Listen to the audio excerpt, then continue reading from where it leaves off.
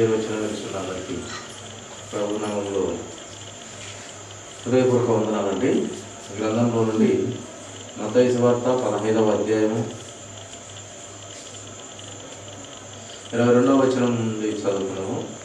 ఇదిగో ఆ ప్రాంతంలో నుండి కానాను స్త్రీ ఒకతే వచ్చి, ప్రభువా, దావీదు కుమారుడా, నన్ను కరుణింపుము, నా కుమార్తె దయ్యం పట్టి బహు బాధపడుచున్నదని కేకలు వేశాను.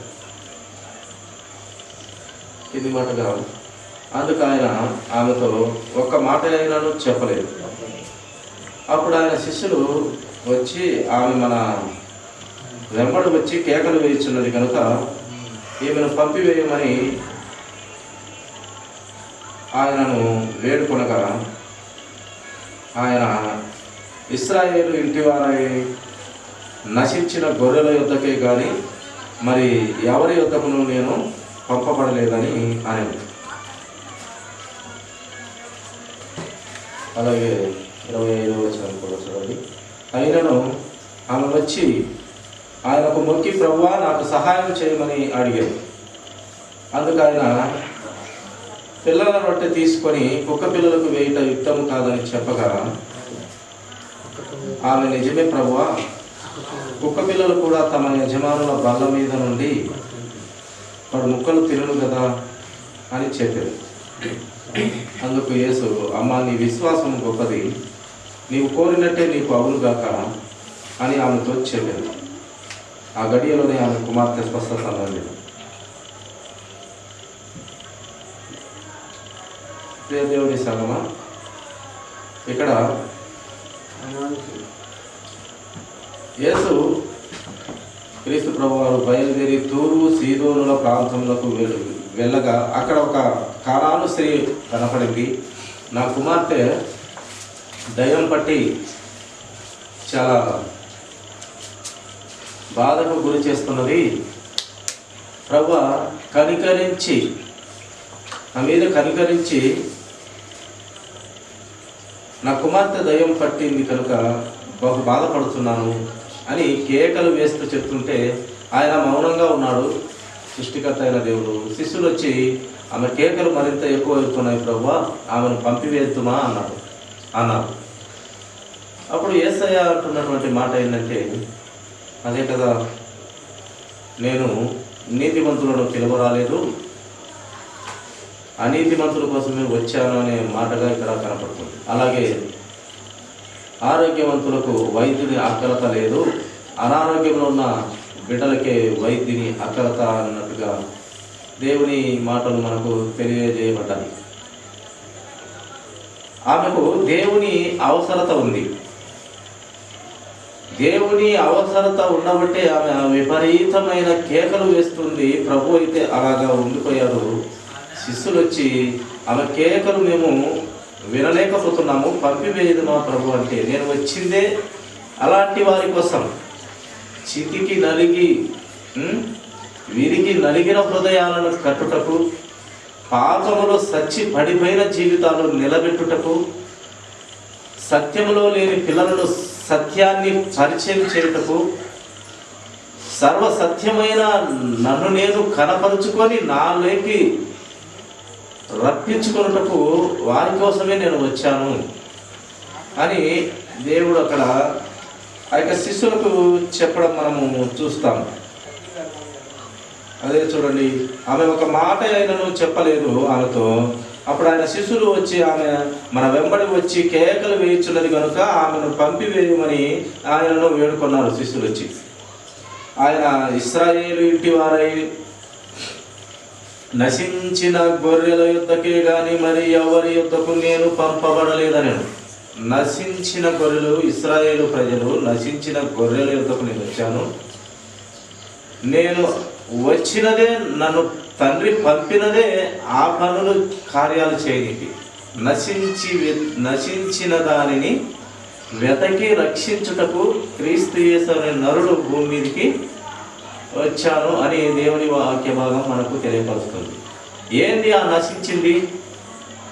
నశించిన దానిని వెతికి రక్షించుటకు దేవుని కుమారుడు ఈ భూమి మీద అడుగు పెట్టాడు. ఆ నశించిపోయినది ఏంది?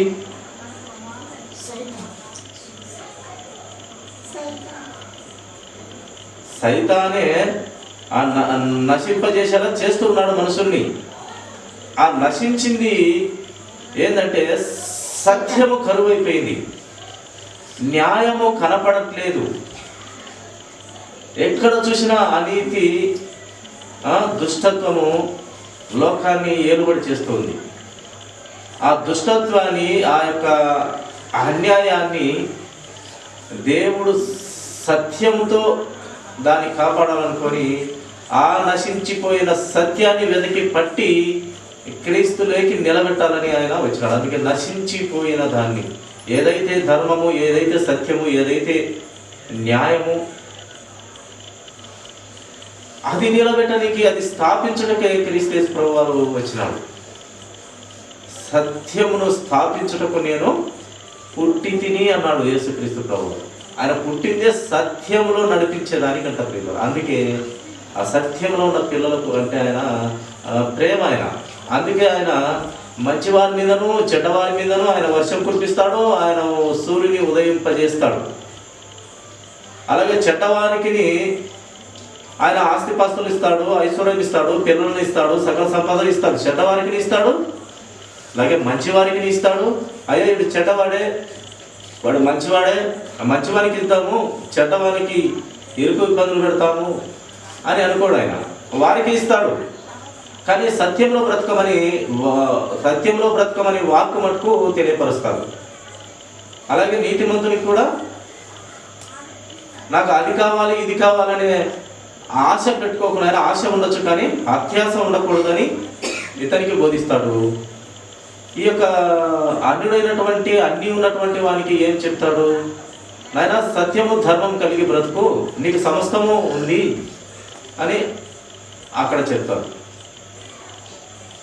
లేనివానికి ఉన్నదాని గురించి అత్యాశ పడవద్దంటాడు. ఉన్నవానికి సత్యంలో బ్రతుకుని చెప్తూ ఉంటాడు మన యేసుక్రీస్తు ప్రభువారు. అందుకే ఆయన ఇశ్రాయేలు ఇంటి వారై నశించిన గొర్రెల యొద్దకే కానీ మరి ఎవరి యొద్దకు నేను పంపబడలేదని చెప్తూ ఉన్నాడు ఆ శిష్యులతో.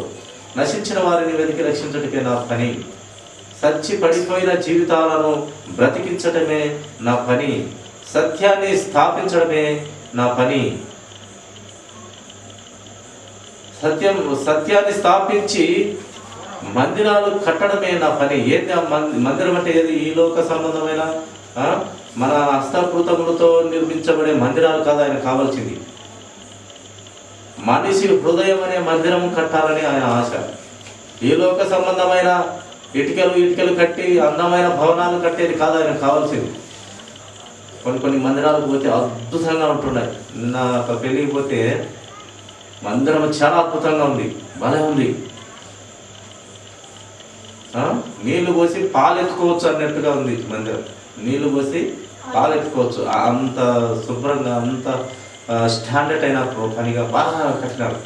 కానీ దేవునికి ఏది ఇష్టం అంటే, నీ హృదయం అనే మందిరం నాకు అవసరం. నీ హృదయాన్ని తుప్పు పట్టనివ్వకుండా, దాంట్లోకి అపవిత్రాత్మ దూరనివ్వకుండా, నీవు హృదయంలోనే నేను నివసిస్తాను.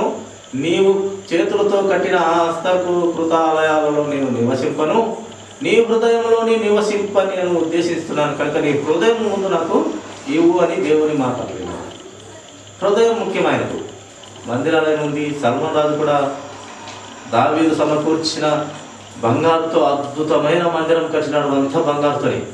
కానీ దేవుడు ఏమన్నాడంటే, నీవు బంగారుతో కట్టు, ఏదాంతన్నా కట్టు, నేను దాంట్లో నన్ను ఇముడ్చలేవు, నాకు అది పట్టదు. నువ్వు ఎంత పెద్దదైన కట్టు, ఎంత బంగారుతో కట్టు, నేను దాంట్లో పట్టను, నాకు అది మీరు కట్టలేరు.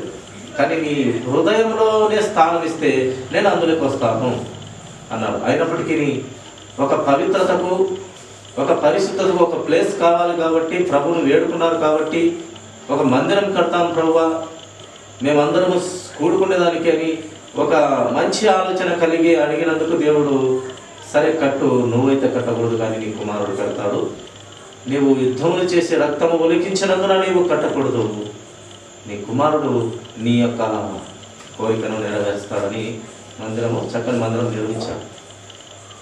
మందిరం కట్టకూడదు కానీ కాదు, కానీ కట్టవచ్చును.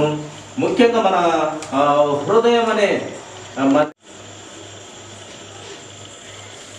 చూడండి కింది మాటగా కూడా, ఆయనను ఈమె వచ్చి ఆయనకు మురికి ప్రభువా నాకు సహాయం చేయమని అడిగాను.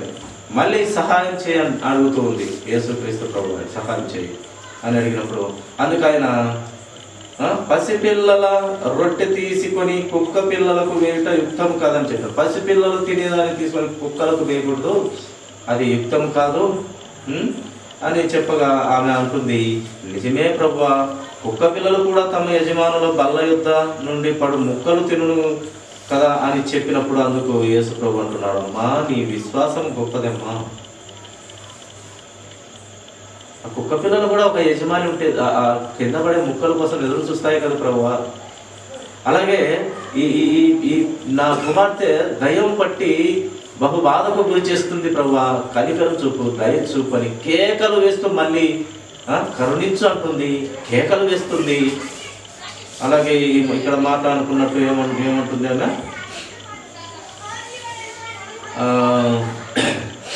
సహాయం, కేక వేస్తుంది, కరుణించమంటుంది, సహాయం చేయి ప్రభు అని అంటుంది.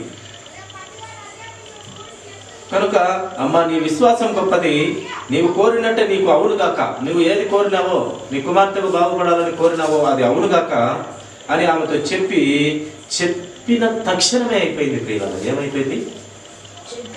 తక్షణమే స్వస్థత వచ్చింది. అక్కడ దయ్యము వెళ్ళిపోయింది, స్వస్థత వచ్చింది. ఆ గడియలోనే ఆమెతో చెప్పెను, ఆ గడియలోనే ఆమె కుమార్తె స్వస్థత నొందెను. అది మిరాకిల్ అంటే, అది స్వస్థత అంటే, అది దేవుని శక్తి అంటే.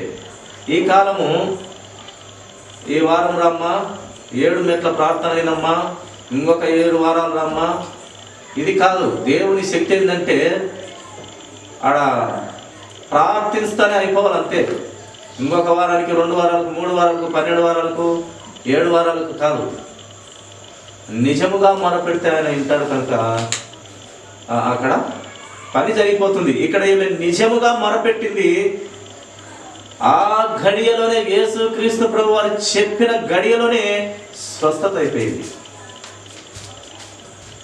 అది యేసుక్రీస్తు ప్రభు వారి బోధకి, అపోస్తులైన శిష్యులను పడిన వారి బోధకి అంత ప్రాముఖ్యత ఉంది. స్వస్థతలో ఈనాడు ఆ స్వస్థతలు కనపడవు. కానీ 7 వారాలు రావాలా, 12 వారాలు రావాలంటే ఆ 12 వారాల్లో వచ్చి నీ కానుకలు సమర్పించు అని అర్థం. ఇన్ని మాటలు కానుకలు సమర్పిస్తే ఎప్పుడోసారి దేవుడు కృప చూపించి నీకు చేస్తాడు అన్నట్టుగా ఇన్ని వారం రా, ఆ వారం రా, ఈ వారం రా అని తిప్పి కొడుతూ ఉంటారు ఇప్పుడు జరుగుతున్నటువంటి ఈ యొక్క విశ్వాసులు, ఈ పరిచర్య చేసేవాళ్ళు. కనుక దేవుని దగ్గర అలా ఉండదు. ఏ వారము, రేపు వారము, మళ్ళీ వారం అట్లా ఉండదు. పైన ఆయన స్పాట్లో ఆడ అస్వస్థత జరుగుతుంది. అదే ఇక్కడ చూడండి ఏమని చెప్పినాడు, నీవు కోరినట్టే అవునుగా కానప్పుడు ఆమెతో అని చెప్పినాడు. చెప్పిన తక్షణమే ఆ గడియలోనే ఆమె కుమార్తె స్వస్థత నొందెను. యేసు అక్కడ నుండి వెళ్ళి గలిలయ సముద్ర తీరమునకు వచ్చి కోటెక్కి అక్కడ కూర్చొని అక్కడ ప్రసంగంగా ప్రార్థనగా చేస్తూ వచ్చినాడు. ఇక్కడ ఏమిలో మనకు ఏం కనపడుతుంది? ఈ యొక్క భక్తురాలి ప్రభువుని సహాయం అడుగుతుంది. ఆమె వివరంగా అడుగుతూ ఉంది దేవుని, వివరముగా. ప్రభువా, కుక్క పిల్లలు కూడా యజమాని బల్ల వద్ద అవి కింద పడే ముక్కల కోసం ఎదురు చూస్తాయి ప్రభు అని ఆమె ఏం చెప్తుంది? వివరముగా ప్రభుతో మాట్లాడుతుంది, వివరముగా మాట్లాడుతుంది, విసుగక అడుగుతూ ఉంది. విసగడం లే. ఫస్ట్ శిష్యుడు వచ్చి మనం పంపిస్తేస్తామా ప్రభు అని అన్నప్పుడు ప్రభు ఒప్పుకోలేదు పంపిణీకి. ఆయన నిరాకరించాడు. శిష్యుడు, నేను వచ్చిందే అలాంటి వారి కోసం ఆయన పంపించొద్దు అని చెప్పి స్వస్థత ఇచ్చినాడు. ఆమె విసుగక అడిగింది, విధేయతతో అడిగింది, వినయముతో అడిగింది, విశ్వాసముతో అడిగింది. విశ్వాసముతో అడుగుతూ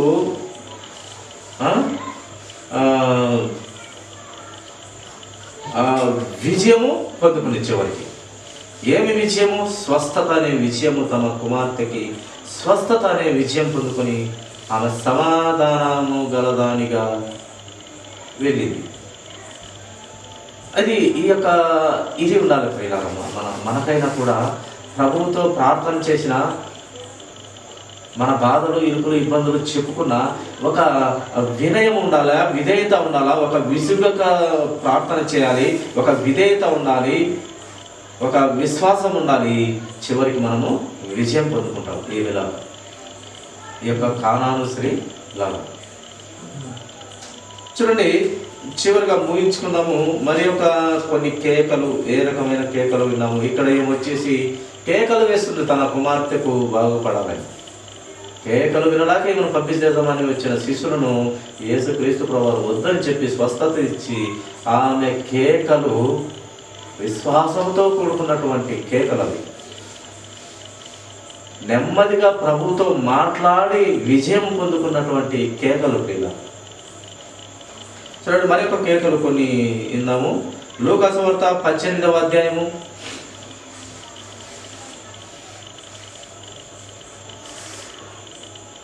38వ వచనం చదువుకుందామండి. అప్పుడు వాడు, యేసు దావీదు కుమారుడా నన్ను కరుణించుమని కేకలు వేయగా, ఇక్కడ ఇతను వచ్చేసి గుడ్డివాడుగా ఉన్నటువంటి ఇతను ప్రభుతో కేకలు వేస్తున్నాడు. నజరేయుడైన యేసు ఈ మార్గంన వెలుచున్నాడని వానితో చెప్పి కొంతమంది, నజరేయుడైన యేసు ఈ మార్గంలో వస్తున్నాడు అన్నప్పుడు ఒక గుడ్డివాడు విన్నాడు, చెప్పింది. అప్పుడు ఆ దారిలో పోతున్న క్రీస్తు ప్రభు వారిని బట్టి అతను కేకలు వేస్తున్నాడు. ఇతని కేకలు ఎలాగున్నాయి? అప్పుడు వాడు యేసు అని అంటున్నాడు, దావీదు కుమారుడా అంటున్నాడు, నన్ను కరుణించుమని కేకలు వేయగా, ఊరుకుండమని ముందర నడుచుచుండిన వారు వారిని గద్దించిరి గాని వాడు మరీ ఎక్కువగా దావీదు కుమారుడా నన్ను కరుణించుమని కేకలు వేసి, ఇంకా ఎక్కువగా దావీదు కుమారుడా కరుణించు. మొదటి కానికంటే మళ్ళీ రెండవతులు ఇంకా ఎక్కువగా కేకలు వేస్తున్నాడు ఈ యొక్క గుడ్డువాడు. వీరికి, ఈ గుడ్డివాడికి దేవుని అక్కరత, దేవుని సహాయము, దేవుని స్వస్థత అవసరము. ఇతడు విన్నాడు, ఆయన ఎంతోమంది చనిపోయిన వారిని లేపిన మహా దేవుని కుమారుడు, గుడ్డివారిని నడిపిస్తున్నాడు. అలాగే గుడ్డివారిని ఎంతోమంది ఆయన చూపునిచ్చాడు. పక్షవాతంతో పడి ఉంటే లేపి నడిపిస్తున్నాడు. జ్వరాలు, మరణాలు కూడా లేచి, శవాలు కూడా లేచి కూర్చొని మాట్లాడుతున్నాయని విన్నాడు. కనుక అతను ఆపడంలే. అతని లోకపు వెలుగును చూడాలనుకుంటున్నాడు కనుక, ఆ వెలుగుతో పాటు క్రీస్తును కూడా చూడాలనుకుంటున్నాడు కనుక, ఆ సత్యవంతుని చూడాలనుకుంటున్నాడు కనుక మొదటి తూరుగా యేసు దావీదు కుమారుడా కరుణించుమయ్యా అని కేకలు వేసినాడు. అక్కడ ఉండే ప్రజలు ఏందిరా నన్ను ఎట్టలుచడం, ఆగురు ఆగురు ఆగురు అంటే ఇంకా మరి కేకలుగా వేస్తున్నట్టుగా మనము లేఖన భాగంలో చూస్తాం. ప్రియుల అంతటా యేసు నిలిచి రెండవ తూరిగా ఇంకా ఎక్కువగా వేసినాడు ఈ యొక్క గుడ్డివాడు. యేసు అంతటా నిలిచి చూచి వారిని తన యొద్దకు తీసుకొని రమ్మన్నాడు. వాడు దగ్గరకు వచ్చినప్పుడు ఆయన, నేను నీకేమి చేయకూర్చున్నానని అడుగుతున్నాడు మన యేసు క్రీస్తు ప్రభువు. నేనేం చేయగలను ఆయన నీకు? ఆ వంతున అరుస్తూ ఉన్నావు. దావీదు కుమారుడు అంటావు, యేసు అంటావు, క్రీస్తు అంటావు, కరుణించు అంటావు, దయచూపు అంటావు, స్వస్థత అంటావు. ఏమి చేయ నువ్వు కోరుతున్నావని ఆ యొక్క గుడ్డివాని అడిగినట్టుగా మనము ఇక్కడ లేఖనము చూస్తూ ఉన్నాం. అప్పుడు వాడు, ప్రభువా చూపు పొందగోరుచున్నాను.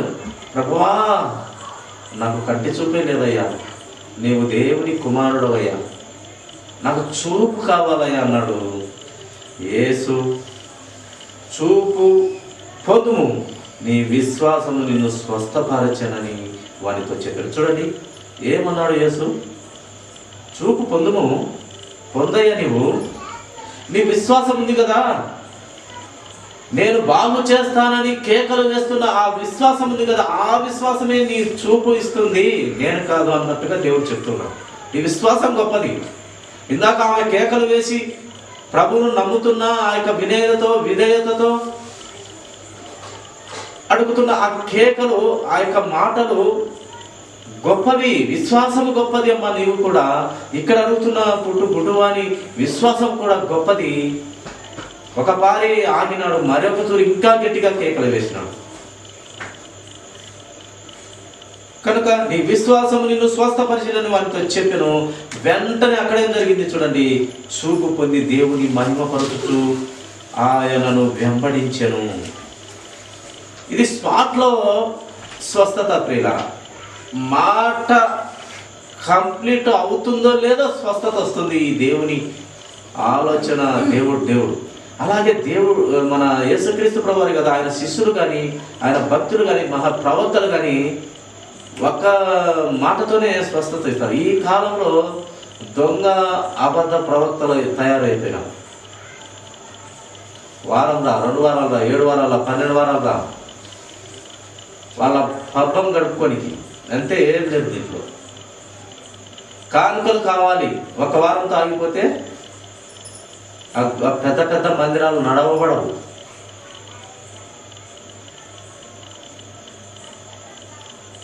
దేవుడు అది నేర్పించట్లే. ఎక్కడ కానీ బైబిల్ గ్రంథంలో ఇన్ని వారాలకు స్వస్థత అవుతుంది, 2 వారాలకు స్వస్థత అవుతుంది, 3 వారాలకు స్వస్థత అవుతుంది, ఈ వారాల లెక్కల ఎక్కడ బైబిల్ గ్రంథంలోనే లేదు. స్పాట్లో స్వస్థత అంతే ప్రభు లేక ఆయన శిష్యులు. ఒకనొక సమయంలో పేతురు ఒక నడవలేని స్థితిలో ఉన్న వారిని ఆ మందిరం దగ్గర చూస్తున్నప్పుడు అతను అడుక్కుంటున్నాడు. అతనికి కాలు చేతులు బాగలేవు, అడుక్కుంటున్నాడు. ఈ వద్దకు ఏదైనా ఇస్తాడేమో అని పేతురు అంటారు, యోహాను పేతురు యోహాను అంటారు, నాయన మా దగ్గర ఇచ్చుటకు మా దగ్గర ఏమీ లేదు, కానీ మా దగ్గర మేము ఇచ్చేదానికి మా దగ్గర ఏదైతే మేము సాయం చేయగలమో అది ఇస్తామని చెప్పేసి యేసు నామములో నీవు లేచి నడుము అన్నాడు. అది స్వస్థత. ఇంకా 7 వారాలకు నీవు నడుస్తావు, ఇంకా 6 వారాలు వచ్చి మా దగ్గర సేవ చేయని చెప్పలే. 7 వారాలు మా కాళ్ళ కాడికి రావాలి, లేదా మా మందిరాలకు రావాలి, నువ్వు దేవుని వాక్యం వినాలి అనేవాళ్ళు.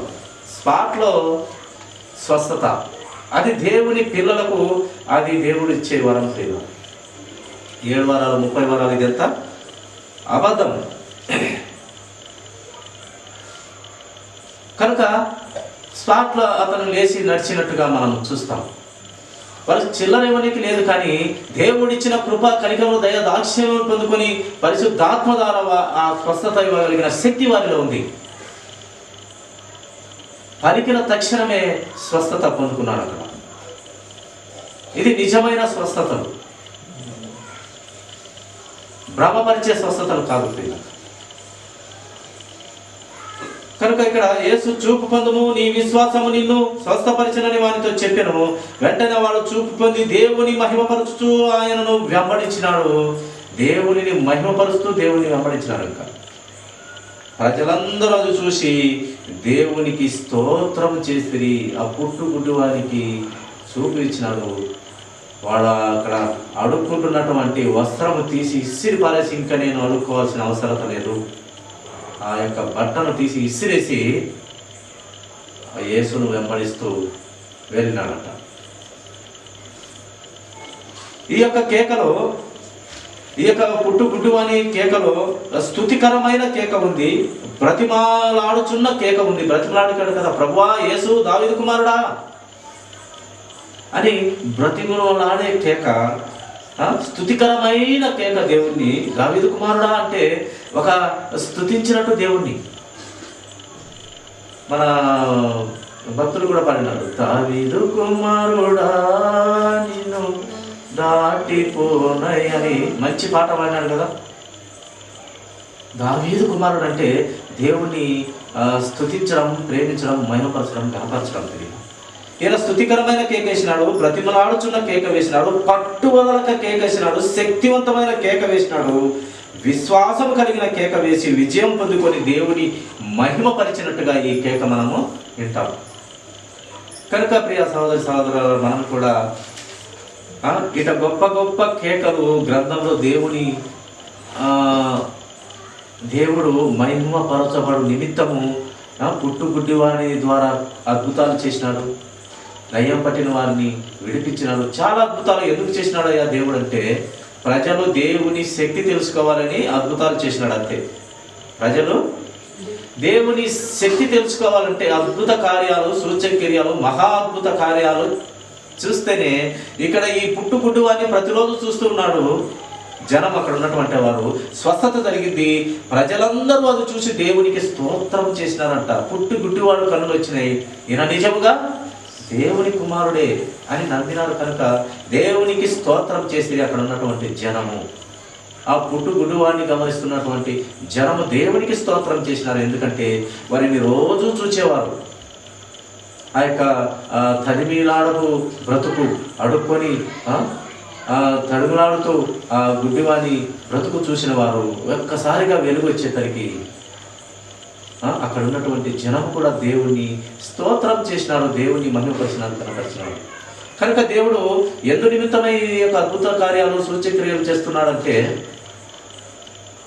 నేను దేవుని కుమారుడును, మహాశక్తివంతుడును, మహా బాహుబలము కలిగినటువంటి దేవుని కుడి పార్శ్వమున, ఆయన కుడి ప్రక్కలో కూర్చున్నటువంటి దేవునితో సమానంగా ఉన్నటువంటి వాడను కనుక నేను చనిపోయిన వారిని లేపగలుగుతున్నానని ప్రజలు తెలుసుకొని సత్యమైన దారిలోకి రావాలని, క్రీస్తు సారూప్యత పొందుకోవాలని, సర్వసత్యమైన క్రీస్తులో మీరు కూడా ఎదగాలని, సత్యంలో బ్రతకాలని, నశించిన దానిని వెతికి రక్షించే దేవుడు ఏదేనే గుర్తించాలని ఈయన అన్ని అద్భుత కార్యాలు చేశాడు. ఇన్ని చేస్తున్నా ఈ యొక్క అమాయక ప్రజలు, ఈ యొక్క సర్దికాయలు, శాస్త్రులు, పరిశీలు ఇంకా చెయ్యి అద్భుతాలు చేయి, సూచక్రియలు చేయి, ఎన్నో చేసినాడంట. ఆయన చేసినట్టు లెక్క రాస్తే ఈ యొక్క ఆకాశము భూమి చాలదంట. అన్ని చేసినప్పటికీ ఇంకా చెయ్యి. అన్నం ఉడికితే ఒక్క మెతుకు పట్టుకుంటే అన్నం అంతా ఉడికిందని మనకు తెలిసిపోతుంది. మొత్తం ప్రతి మెతుకు పిసకాల్సిన అవసరం లేదు. అందుకే ప్రభు అంటాడు, చీటికి మాటికి అద్భుతాలు అవుతుంటే ఎన్ని మీరు చూడలేదా?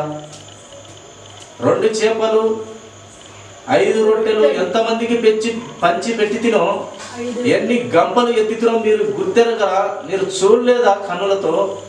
ఇంకా చీటికి మాటికి ఇది చేయి అది చేయి, ఇంకా నమ్ముతాము అంటే ఒక్కటి చాలదా శక్తి కలిగినది అని దేవుడు ఈ యొక్క అద్భుతాలు, సూచక్రియలు చీటికి మాటికి చేయమంటున్న వారిని ఏమన్నారంటే, వేషధారులారా ఎన్ని చేయను నేను.